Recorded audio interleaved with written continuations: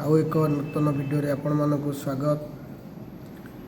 आमे जार अपेक्षा करथिले मु पूर्व वीडियो रे पकैथिली पूर्वर पकैथिली गोटा बड़ वैकेंसी जहाँ हूँ रेलवे रो ग्रुप डी वैकेंसी वर्तमान तार एप्लिकेशन स्टार्ट हो जाइए गत काली ठारू स्टार्ट हो जाइए।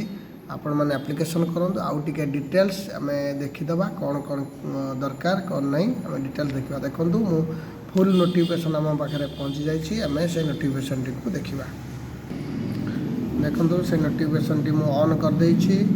आपण मानकर प्रथमे देखूँ पोस्ट मोर एप्लिकेशन केबे स्टार्ट होइछि 23/1/2025 सर 22/2/2025। बर्तमान आपण अछंती जो पेज रे देखो प्रथम पेज जोटा कि आपनकर एप्लिकेशन स्टार्ट आउ एंड डेट।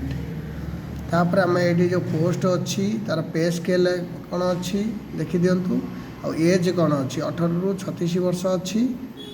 टोटाल वैकेंसी अच्छी देखूँ 32,438 पे स्केल 18,000 जोटा माने पेटा इनिशियल पेटा तार 7th पे अनुसार हम आप पाखापाखि बहुत पैसा पाइबे। देखु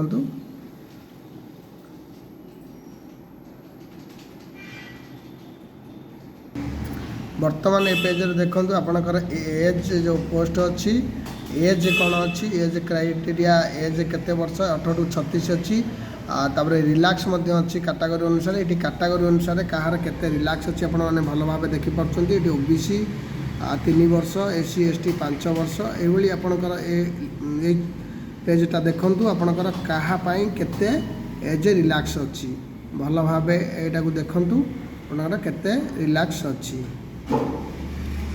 ये डिटेल्स दे दीजिए नोटिफिकेशन रे। तापर देखो एज ग्रुप रे 18 ରୁ 36 अनरिजर्व और upper age date of birth कौन होता दरकार 2/1/1999 ये देखूँ OBC non creamy layer 2/1/1986 SC ST 2/1/1984 not earlier than आ पूर्व जन्म होते हम ना आपण मैंने भल भाव यहाँ को देखी दिंतु। एजुकेशनल क्वालिफिकेशन अच्छी देखूँ आम आनेक्सर 1 देखा आग को। तापर आपण मैंने ये बर्तमान देखूँ एग्जामिनेशन फीस कौन रही for all candidate expect the fee concession category mention below at serial number 2 रे अच्छी। देखो आउट ऑफ द फी रेस 500 an amount of रेस 400 shall be refunded due to एम जो मैंने 500 देवे जनरल पिला तांकर 400 टंका रिफंड हो जदि सी आपियर कर एग्जाम दौरान सीबीटी एग्जाम ताले तांकर रिफंड हो। आउ जो मैंने रहिले एससी एसटी माइनॉरिटी फीमेल एमाने रहिले एमानकर 250 टंका से 250 टंका भी रिफंड हो आपड़ जदि आपियर कर ऑनलाइन एग्जाम फास्ट एग्जाम जदि आपण सीबीटीटा को आपण आपियर कर परीक्षा दौरान। देखो ये पेज रे आपण माने देखि पारुचंती रिक्रुटमेंट प्रोसेस कौन रही। रिक्रुटमेंट प्रोसेस रे फास्ट हम देखु ऑनलाइन एग्जाम हम कंप्यूटर बेस्ड सीबीटी तापर फिजिकल हम तापर डॉक्यूमेंट वेरिफिकेशन तापर मेडिकल स्टैंडर्ड रहिबा। आपरे आपनकर जो परीक्षाटा हम केते मार्क ये डिटेल्स दे देछि। देखो 90 मार्क हम 90 क्वेश्चन आसीबो general science mathematics general reasoning आसीबो आउ अवेयरनेस आसो करेन्ट अफेयर टोटाल 100 मार्कर एग्जाम है। मिनिमम क्वालिफायर दे दीजिए एति मिनिमम रखिले क्वालिफाई करेंगे किंतु आपण फिजिकल परसेंट जी रही हिसाब से आपको से ने किंतु मिनिमम क्वालिफाई मार्क ये दे दीजिए मिनिमम क्वालिफाइंग मार्क।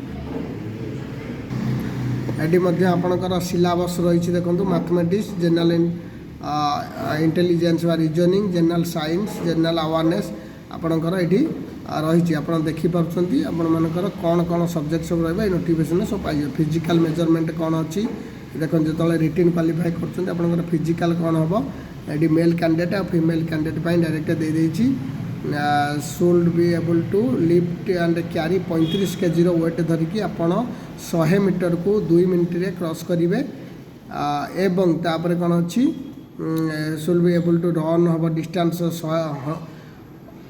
1000 मीटर हम 4 मिनट 15 सेकेंड 4 मिनट 15 सेकेंड रे आपण क्रॉस कर दरकार एपटे से फिमेल मानकर 20 kg धरी 100 मीटर 2 मिनट चलिकी जी दौड़ी जी एवं जो रनिंग रही 1000 मीटर को आप 5 मिनट 40 सेकेंड कभर कर दरकार एटा आपनकर डिटेल्स अच्छी फिजिकल देखो बर्तमान आम देखुचे क्वालिफिकेशन जो अनेक्सर 1 रे क्वालिफिकेशन को पोस्ट देखो एपटे बाम पटे आपनकर पोस्ट गुड़ा से पोस्ट एपटे तार क्वालिफिकेशन आप 10th पास और ITI और इक्विवेलेंट और नेशनल अप्रेंटिस सर्टिफिकेट आपड़ 10th पास करेंगे ITI करेंगे जो पोस्ट जोटा दरकार थी जो ट्रेड्र से ट्रेड्र आपणकर ITI थी नचेत नेशनल अप्रेंटिस जदि आप अप्लाई करें ये डिटेल सब दे देछि को पोस्ट कौन कौन क्वालिफिकेशन को ट्रेड आपणकर से ट्रेड थिबा दरकार एठी अपन देखुचंती आपणकर को जोन रे केते वैकेंसी अछि अपन डिटेल देखंतु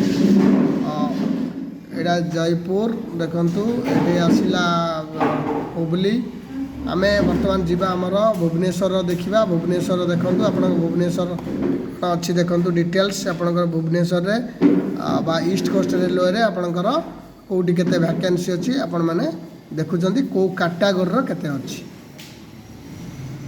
एभली भाव नोटिफिकेशन को भल भाव देखिदे आपण मैंने यथाशीघ्र आप्लिकेसन कर दिंतु डेरी करूँ ना कारण साइट तो स्लो हो जापे बहुत गुड़े पोस्ट अच्छी बहुत पिला अप्लाई करेंगे जेहेतु मैट्रिक क्वालिफिकेशन ITI क्वालिफिकेशन अच्छी आपण मैंने कर दिंतु यही आप इनफॉरमेशन बा निजुक्ति खबर सब पाइबापी ये चैनल टी सब्सक्राइब करेंगे लाइक करेंगे शेयर करेंगे सांगसाथी को जहाँफल आपण मानू जितेबाला जहाँ बाहर आपण मैंने जल्दी देखिपारे प्रथम देखिपारे सब्सक्राइब करते प्रथम देखिपारे धन्यवाद।